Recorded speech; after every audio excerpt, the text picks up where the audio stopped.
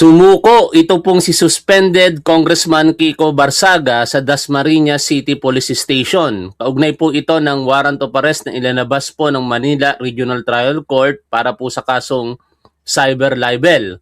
Dahil po dito, binatikos po nitong si Greco Belgica ang ating Pangulong Bongbong Marcos at pinalalabas niya na bakit daw po inuuna itong si Barsaga kaysa sa mga kawatan po na mga kongresista na meron pong kaugnayan di umano sa mga flood control project anomalies. Bumanat din po itong si Kiko Barsaga sa ating Pangulo na ipinakulong daw po siya nitong si Pangulong Bongbong Marcos at siya daw po'y patuloy na lalaban.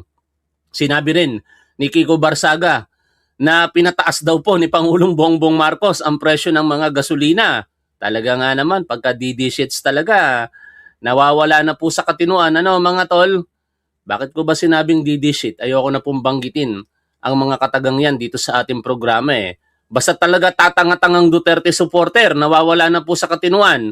Bago tayo magpatuloy mga tol, magandang araw po sa inyong lahat. Ngayon po ay April 14, 2026. Mamaya na po yung pinaka-aabangan po nating Committee on Justice hearing in a separate live streaming, tututukan po natin yan.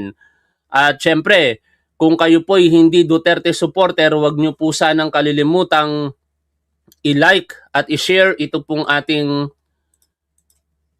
programa, no? Saka nagpapasalamat din po ako sa inyo sa inyo pong patuloy na pagsuporta sa ating Pangulong Bongbong Marcos, sa ating gobyerno at dito po sa ating programa. Nadadivert yung attention ko kasi nagmo-multitasking ako mga tol. Dinidelete ko yung live natin sa Facebook dahil hindi po nagkaroon po ng technicality. Kaya diyan ka na muna. Bahala ka na. Sa YouTube na lang muna tayo mag-focus. At ito na nga po ang balita. Kagabi po, formal pong sumuko ito pong si Congressman Kiko Barsaga. Siyempre, malakas po ang loob niyang sumuko dahil alam naman po natin na ito pong kanyang kinakaharap na kaso ay bailable, no? Kapag ka hindi mo ba yan sinukuan, either wala kang pera o kaya natatakot kang sa huli, makukulong ka. Marahil itong si Kiko Barsaga, hindi natatakot makulong ito kasi naniniwala akong makukulong po ito kinalaunan no? Ang isang halimbawa ng natatakot dahil lamang sa kasong cyber libel ay yung bakla. Bakla ba siya o binabae o kung ano man ang tawag sa kanya. Ayokong magkaroon ng gender preference dito no, nang hindi maganda. Lalong-lalo na sa mga LGBT community. Pero ito pong si Sas Rogando Sasot o ang tunay na pangalan ni Alan Troy, sinampahan po ito ng kasong cyber libel ni Tea Tan. At meron po itong existing warrant of arrest. Pero hindi po siya nagpapakita sa publiko, sa social media lamang po siya nagpaparamdam. At ilang counts ba yun? Kung hindi ako nagkakamali, 7 counts yata yun. Hindi niya po ito hinarap sa makatuwid, puganti po sa batas. Ito pong si Sas Rogando Sasot. Hindi katulad nitong si Kiko Barsaga, hinarap. Kaya ako sinasabi kanina na maaaring walang pera itong si Sas Rogando Sasot. No? Kaya hindi niya kayang mag-bail. Ang bail po kasi nitong cyber libel katulad po dito kay Congressman Kiko Barsaga ay 48,000 pesos for each count. Considering na 8 counts of cyber libel yan, ay multiply niyo po ng 8 yung 48,000 at yung product, yun na po yung kabuuan na binayaran nito pong si Kiko Barsaga sapagkat sinasabi sa balita na ito po ay nakapagpiyansa na. Pero syempre, wala pa po tayong nakakalap na balita na siya po talaga'y malaya na, kaya balikan lang muna natin ang balita po kagabi. Hanggang sa mga oras na ito, nasa Dasmariñas Police Station pa rin si Cavite 4th District Representative Kiko Barsaga. Sumuko ang kongresista sa pulisya matapos lumabas ang warrant of arrest para sa kasong cyber libel. Saksi, si Katrina Son. Katrina? Pia, sumuko ngayong gabi si 4th District Cavite Representative Kiko Barsaga dito sa Dasmariñas Police Station. Naglabas ngayong araw ng arrest warrant para kay 4th District Representative Francisco Austria Barsaga alias Kiko. Ang naturang arrest warrant ay inisyu ni Honorable Carla Regina Di Valera Chua na siyang presiding judge ng Branch 147 ng Regional Trial Court ng Lungsod ng Makati. kaugnay ito sa cyber libel case laban sa kanya. Ayon sa Cavite PIO, dumating si Representative Barzaga dito sa Dasmariñas Police Station kaninang 6:59 p.m. Kasama din umano ni Barzaga ang kanyang abogado. Itinakda naman ang bail ni Barzaga sa halagang 48,000 pesos each sa 8 counts ng cyber libel na isinampa laban sa kanya. Ayon pa rin tiya sa mga otoridad, inaayos na raw ngayon ang bail ni Barzaga pero habang hindi pa ito naayos ay mananatili siya sa kustodiya ng PNP Dasma. Siya ay voluntary surrender po dahil po siya ay nagkaroon po ng warrant of arrest for the crime of cyber libel under Section 4C of Republic Act 10175 or yung Cyber Prevention Act of 2012 na po 8 counts. Okay? Yan po yung naging kaganapan kagabi at ang mga detalye kaugnay po niyan ay tingnan po natin dito po sa post ni Sir Benji Contreras. Kung kayo po hindi pa nakapollow sa kanya, meron po siyang Facebook page na Benji Junior Contreras at saka YouTube channel na nakapangalan din po sa kanya. I-follow at i-subscribe nyo po sana siya mga tol. Suportahan po natin ang mga katulad ko pong vlogger na sumusuporta sa gobyerno, higit sa lahat yung mga katulad nyo pong loyalista na sumusuporta po syempre sa ating mahal na Pangulong Bongbong Marcos. At ito nga po, si Kiko Barzaga ang nakikita nyo po ay kinuhanan ng mugshot kagabi dyan po sa Dasmariñas City Police Station sa bisa po ng warrant of arrest na in-issue ng Makati City Regional Trial Court Branch 147. Ito po ay para sa kasong cyber libel under Section 4C4 of Republic Act number 10175. At ito po ay pinirmahan ng presiding judge na si Carla Regina D. Valera Chua. Ayun po yung napakinggan natin sa balita kanina. At dito itinatalaga ng korte ang halagang 48,000 pesos sa bawat counts ng cyber libel, no? At sa latest nga po na balita, nakapagbayad na po itong si Kiko Barzaga ng halagang binanggit, ano? Pero meron pong banat itong si Kiko Barzaga sa ating Pangulong Bongbong Marcos. Ayon po dito sa balita ng News 5, tirada ni Representative Barzaga. Binanatan ni Cavite 4th District Representative Kiko Barzaga si President Bongbong Marcos matapos siyang voluntaryong sumuko sa Dasmariñas Component City Police Station. Kaugnay ng kinakaharap na niyang, ang gulo ng pagkakasulat ng balita correct ko na lang kaugnay ng kinakaharap niyang 8 bilang na cyber libel. Barok itong nagsulat ng balita Nasa 48,000 pesos ang nirekomendang piyansa sa kada bilang nito. Sa kanyang social media post, nananawagan si Barzaga na alisin sa pwesto ang Pangulo. Ito po yung partikular na sinabi ni Kiko Barzaga sa araw po na ito, April 14, 2026. Pinakulong ako ni Marcos, pero lumalaban pa rin ako. Ang dami na niyang ninakaw galing sa flood control. Masyado na niyang pinataas ang presyo ng gasolina. Kailangan na natin siyang tanggalin bilang presidente. Puntuhan muna natin. Ito pong mga sinabi ni Kiko Barzaga before kay Greco Belgica. Isa-isahin po natin ito.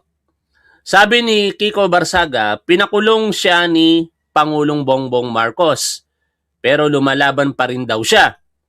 Ano ba ang katotohanan sa likod po nito? Wala pong kinalaman si Pangulong Bongbong Marcos. Isang tangang Duterte supporter lamang ang maniniwala na si Pangulong Bongbong Marcos ang nagpakulong sa kanya. Yan libel ay produkto po iyan ng reklamo ng iba't ibang personalidad na mga makakapangyarihan at ang isa po dito, ang pinakamayaman sa buong Pilipinas, ang ultra-billionaire na si Enrique Razon.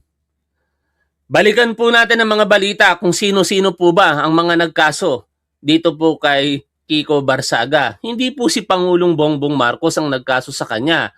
At kung yan po ay isinampas sa korte, ang linaw-linaw naman ng separation of powers ng mga branch ng ating gobyerno. Ang ating Pangulo ay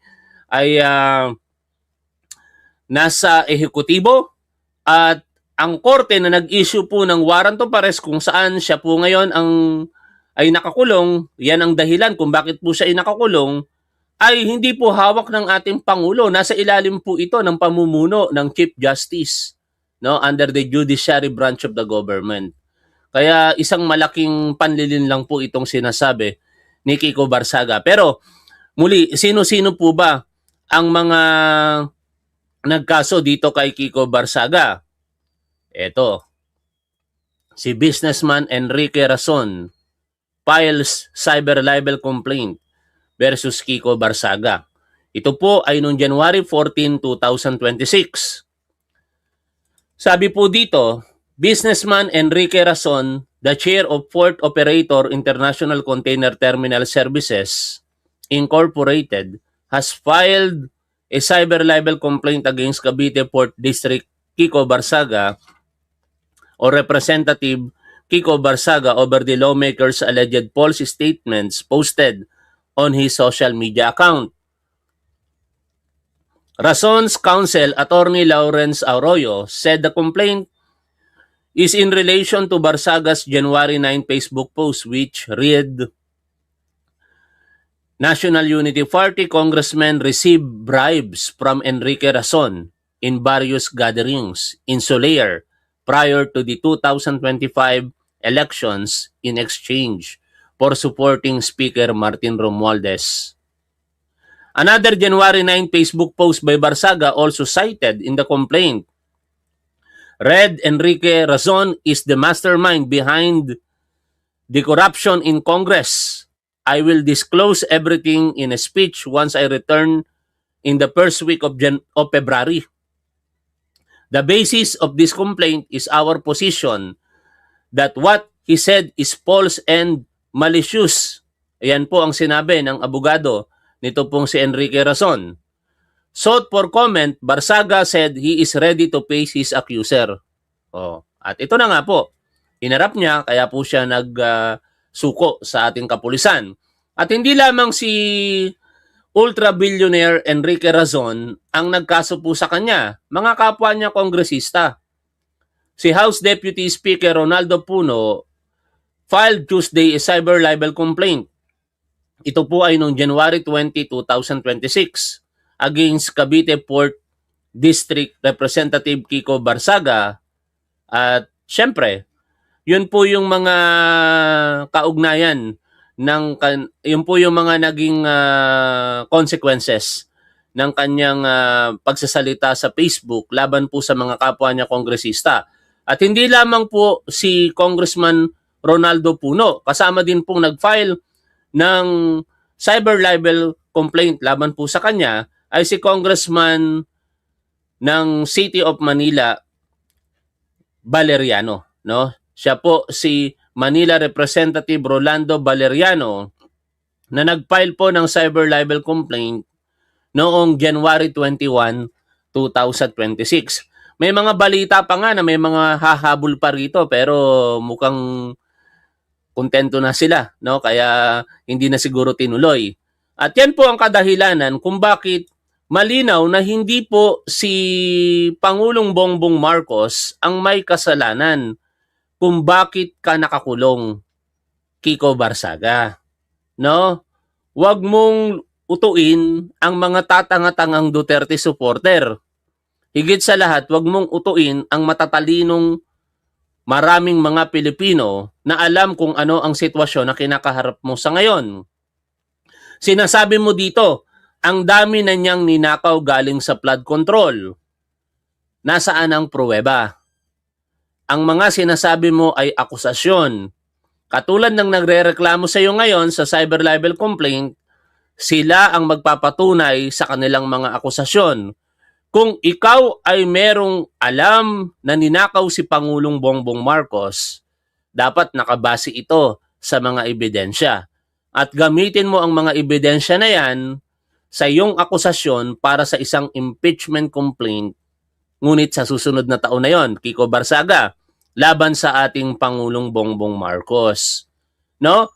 Meron ka palang alam na ninakaw na marami galing sa flood control si Pangulong Bongbong Marcos, pero sinasabi mo lamang sa harapan ng publiko. Hindi mo makukuha ang pananagutan sa ating Pangulo. Kasi alam mo naman na ang social media o ang cyberspace ay para lamang po ito sa pagsasalita sa harapan ng publiko. Pero hindi ka makakakuha ng accountability dito. Meron pong mga proper forum.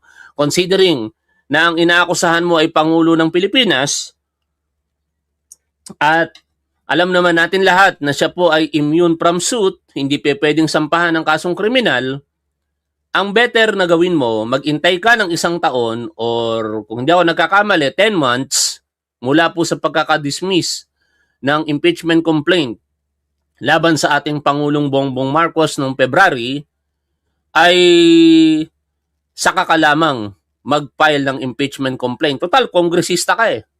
Diba? Ikaw na mismo yung mag-initiate ng complaint laban sa ating Pangulong Bongbong Marcos base sa iyong akusasyon na marami na siyang ninakaw galing sa flood control. No? Pero, ito lang ang masasabi ko dyan at sa inyo din mga tol. Hindi ako naniniwala na may kasalanan si Pangulong Bongbong Marcos kaugnay po ng mga korupsyon na nangyayari sa ating gobyerno sa kasalukuyan. Kung meron mang dapat managot sa mga flood control project anomalies na yan, hindi po kasama doon si Pangulong Bongbong Marcos. Siya pa nga yung naghayag. Kung hindi dahil kay Pangulong Bongbong Marcos, di walang mga investigasyon na mangyayari diyan sa mga flood control project anomalies na yan. Ang linaw-linaw ng sinabi ni Pangulong Bongbong Marcos noong July 28, 2025 sa kanyang ika-4 na SONA, mahiya naman kayo. At baka kasama pa nga kayo dyan, Kiko Barsaga. Tingnan mo nga yung distrito mo kung walang proyekto ng flood control dyan. At alamin mo nga sa sarili mo o yung mga nakapaligid sa'yo kung hindi kayo nakinabang sa mismong mga flood control project sa inyong syudad. Anyway, meron pa siyang sinabi dito. Masyado na niyang pinataas ang presyo ng gasolina. Isa po itong malaking kabubuhan o katangahan. Bakit ko po sinasabing malaking kabubuhan? Kapag ikaw ay nagsasalita sa mga bagay-bagay na wala ka namang alam, ang laki pong kabubuhan nun. Kasi dapat bago ka magsalita sa mga bagay-bagay, may alam ka at alam mo dapat na ang sinasabi mo ay tama. Kung mali ang sinasabi mo, kabubuhan yon.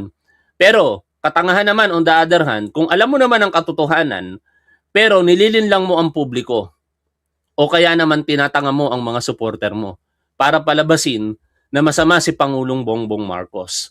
Alam ng lahat, maliban sa mga tatanga-tangang DDS, kung ano ang dahilan kung bakit nagtaasan ang presyo ng langis sa kasalukuyan. Yan ay ang mga conflict na nangyayari sa iba't ibang panig ng mundo. Partikular sa pinaka-latest po dyan, ito pong conflict sa pagitan po ng mga bansang Iran at ang sanib pwersang Estados Unidos at Israel. No? Kaya wag mong linlangin ang taong bayang, Kiko Barsaga. Ngayon, sinasabi mo rito sa huli, kailangan na natin siyang tanggalin bilang presidente. Sa anong kaparaanan? Katulad nung inireveal nitong si Ramil Madriaga noong April 11 sa kanyang sulat. Ganun ba ang gusto ninyong maging kaparaanan? Kasi ang legal na proseso sa pagtatanggal ng presidente ay nakaangkla sa 4 na pagkakataon lamang ayon sa ating saligang batas. Wag naman sana.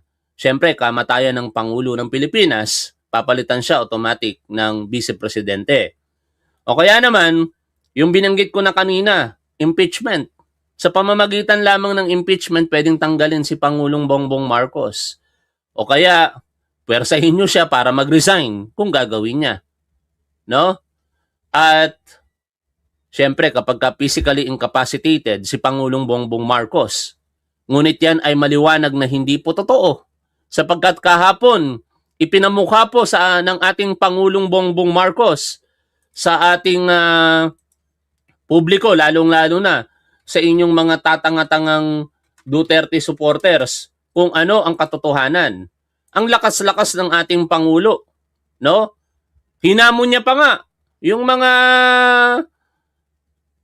nagpapakalat ng fake news eh.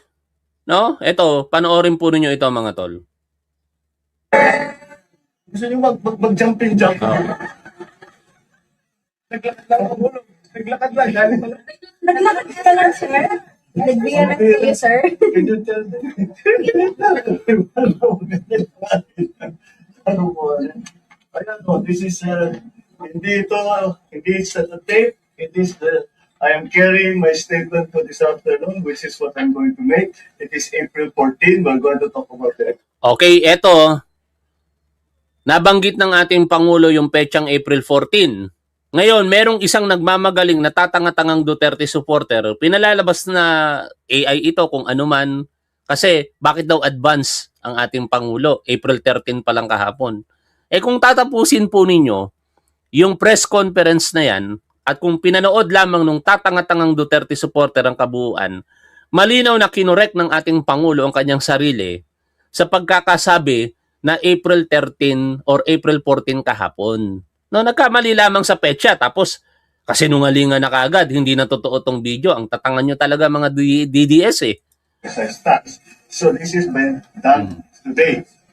And I challenge Ayan. anyone Oh. who are saying that I am sick, that they come and exercise with me. Oh, hinahamon ni Pangulong Bongbong Marcos, kayo mga tatanga-tangang DDS na nagpapakalat ng fake news na siya'y merong malalang kalagayang pangkalusugan or stage 4 colon cancer, no? Na sabay-sabay kayong mag-exercise, baka hindi kayo umubra dito kay Pangulo kasi kitang-kita naman natin, hiningal nga itong si Katrina, sino ba to? Bernardo ba to? Ay hindi, artista yata yon. Sino ba to? Sino ba to? Dito sa Oo, Malacanang, basta si Katrina, yung reporter ng ABS-CBN, di ko alam kung apelyido niya, nakalimutan ko. si Pangulong Ferdinand Marcos Jr., bigla na lang siyang pumunta doon sa new executive building kung saan nakasituate yung press office ng Malacanang Press Corps. Nagbigay siya ng press conference para sabihin na tinapyasan na niya ng excise tax, yung kerosene at yung LPG habang pag-uusapan naman daw bukas kung magkano yung rate ng excise tax na maaaring ibawas doon sa diesel at sa gasolina. As you can see, hinihingal pa kami dahil yung Pangulo, literal na nagpahabol siya sa mga reporter para patunayan na siya ay buhay, walang sakit, at nasa maayos na kalusugan. So far, yan muna yung latest mula dito sa Malacanang compound sa Maynila. Katrina Domingo. Si Katrina Domingo pala ang apelyido niya. O, di ba? At ito nga po yung mga eksena, oh. O, yan, oh. Si Pangulong Bongbong Marcos, talagang tumakbo pa, oh. Nag-jumping jack pa. Ganyan ba merong stage 4 colon cancer? Nang teting na yan. Oh.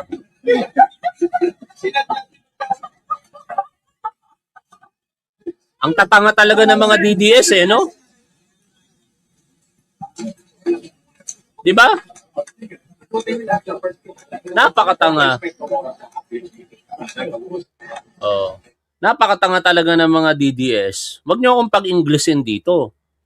No? Kasi pag nag-English ako dito, di kakaunti na lang ang manunood sa atin. Mas prefer ng ating mga manunood ang pagsasalita ng Tagalog. Kaya nga pagka may mga binabasa po tayong English, tinatranslate pa natin using ChatGPT in Tagalog eh. No, hindi ito classroom para mag-English ako. Pangalawa, hindi ko lengguwahe talaga ang English. Mas komportable ako magsalita ng Taglish. May mga salita kasing hindi ko alam sa Tagalog at may mga salitang Tagalog na hindi ko alam sa English. No?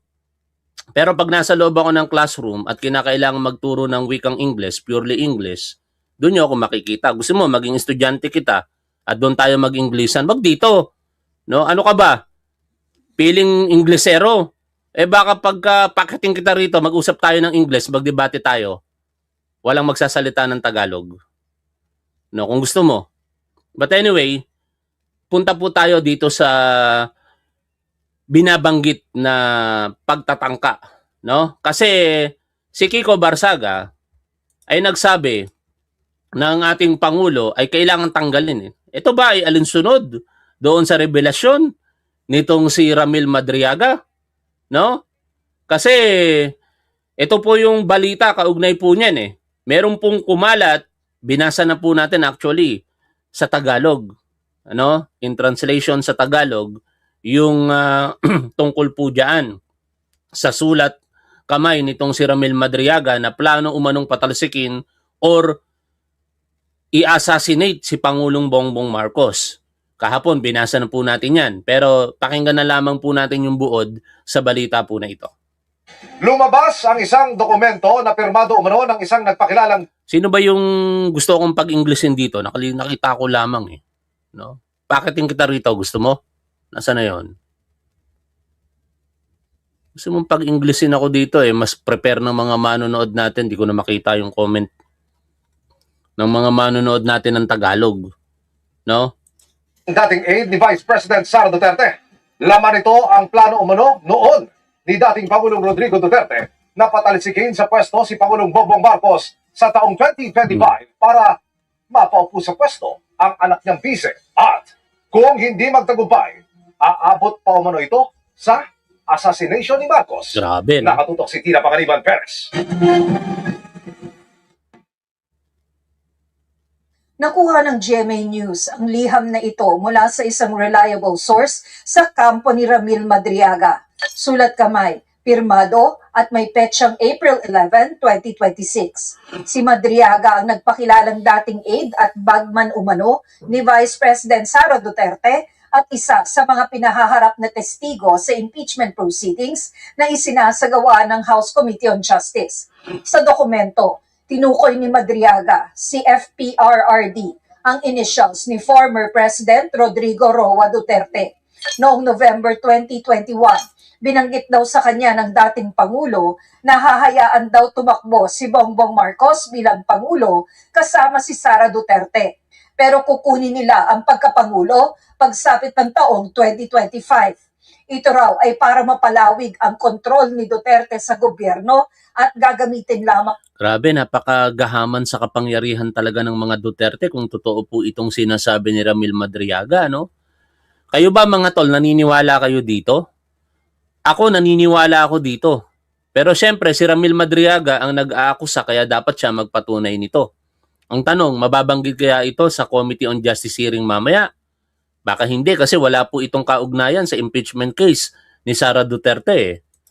Si Marcos bilang political tool. Pagkatapos daw manumpa sa tungkulin ni VP Sara noong taong 2022, sinabi ng dating Pangulo sa isa namang pulong kasama si Madriaga at ilang retiradong general, ang plano niyang alisin sa pwesto si Pangulong Marcos sa anumang paraan.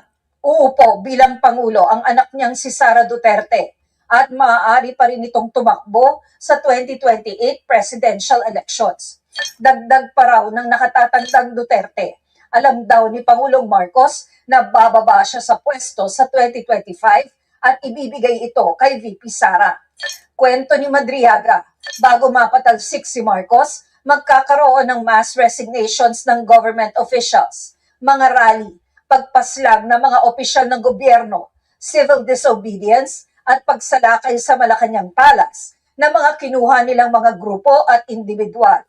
Ito raw ang assignment ni Madriaga, ang mag-recruit ng mga makikibahagi, kabilang ang mga kriminal at kahit mga sindikato. At kapag nagkakagulo na, ito raw ang magiging daan para magsagawa ang militar ng kudeta. Kung hindi raw kusang bababa sa pwesto si Marcos o mag-excel sa Amerika, papatayin daw ito. Hinihinga namin ang reaksyon dito si Vice President Duterte, pero dati na niyang itinanggi na nagtrabaho sa kanya si Madriaga. O, yan ba ang gusto nitong si Kiko Barsaga? Na paalisin sa pwesto si Pangulong Bongbong Marcos sa pamamagitang revelasyon na yan? O akusasyon di umano nitong si Ramil Madriaga? Naku ng teteng na yan. Talaga kayong mga utak, mga Duterte supporter, mga napaka walang hiya ninyo, mga violente kayo, mga gahaman sa kapangyarihan, no? Ngayon, itong si Greco Belgica, meron po itong post 7 hour ago. Ito po yung kanyang sinabi, palakihin nga natin dito. Sabi nitong si Greco Belgica, Mr. President, bakit nauna pang ilabas ang warrant ni Kiko Barsaga kesa sa makasuhan man lang at mahuli ang mga kawatan ng congressman na nagnakaw sa flood control scam? Ang kasalanan lang nito ay nang asar sa Facebook at inexpose ang kalokohan ng Kongreso. Hindi ito nagnakaw. Mali ang pinahuhuli ninyo. Ang kasuhan at hulihin ninyo yung mga kawatan, hindi yung nagpo-protesta dahil sa nakawan. Alam niyo itong sinasabi nitong si Greco Belgica, ito po ay isang malaking panlilinlang, no? Ito yung mga classic example ng red herring, false dilemma, one track mind, no? At yung mga whataboutism na tinatawag.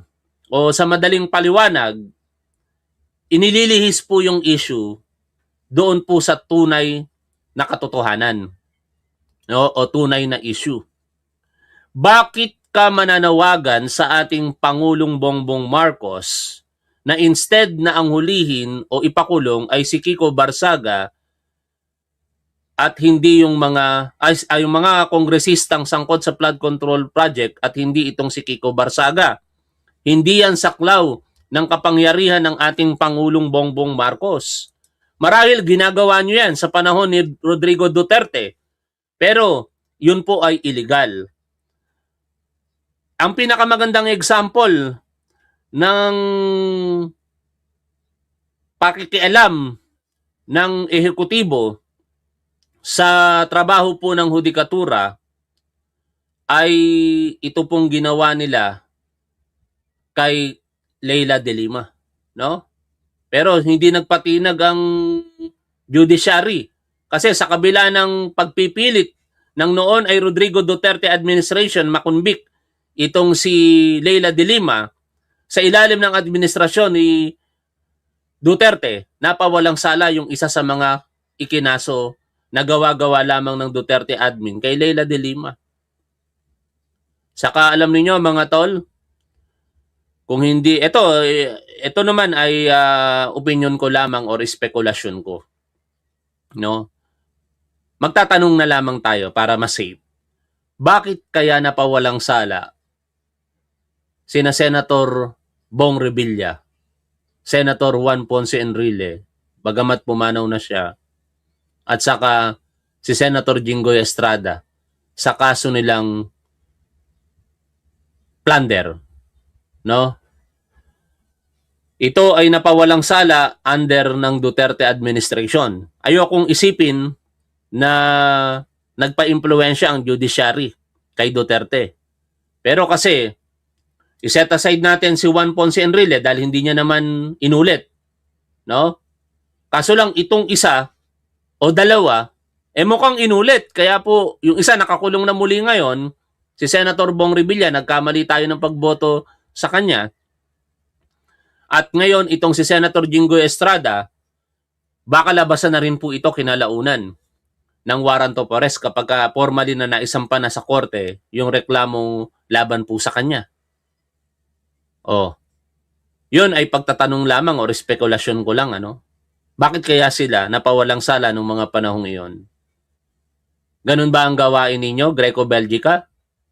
Pinapakailaman nyo ba ang judiciary na gusto nyong gawin ni Pangulong Bongbong Marcos ngayon sa gobyernong ito? Ang ugat ng reklamo kay Kiko Barsaga, hindi po ito inisyatibo ng ehekutibo.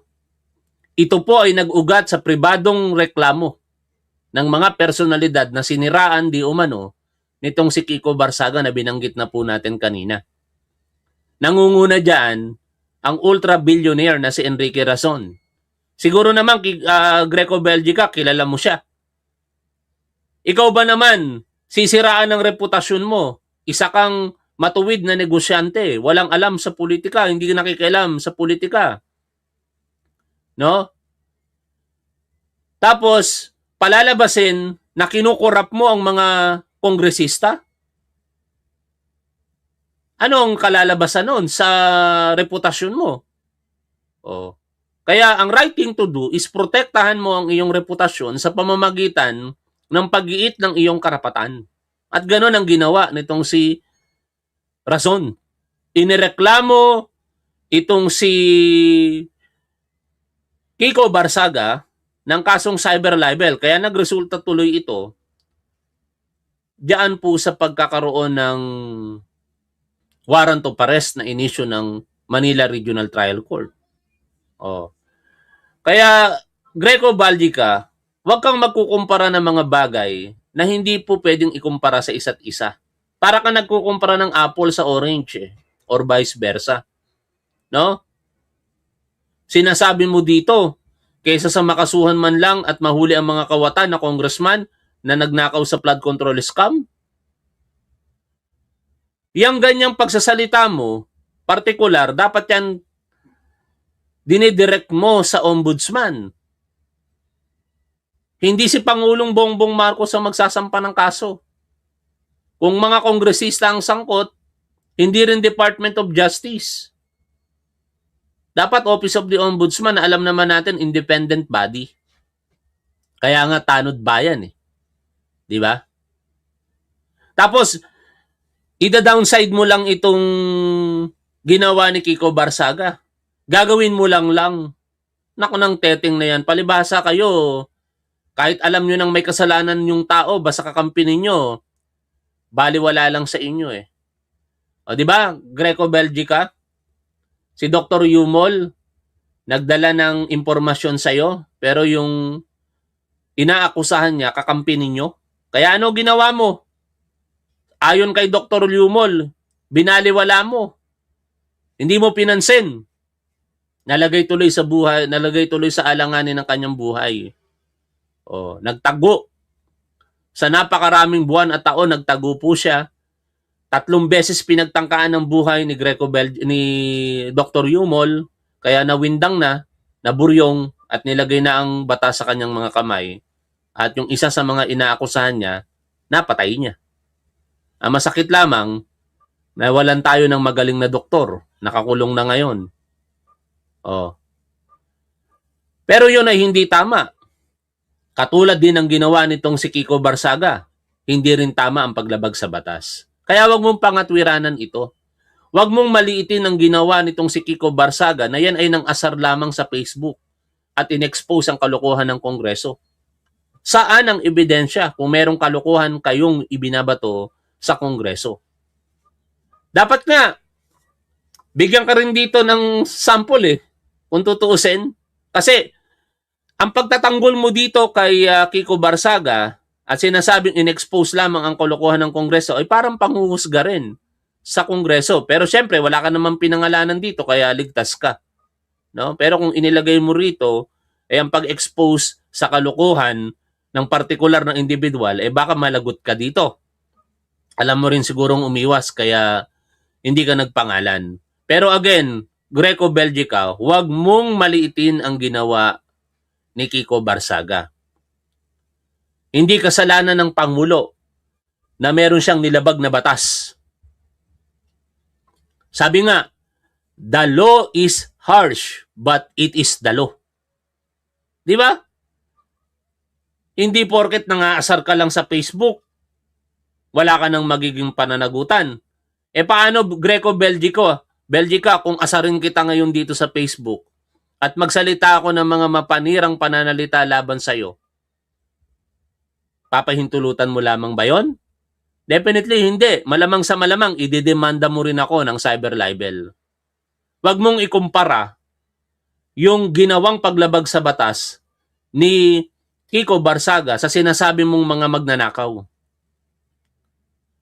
Ang bawat paglabag sa batas dapat may katumbas na kaparusahan.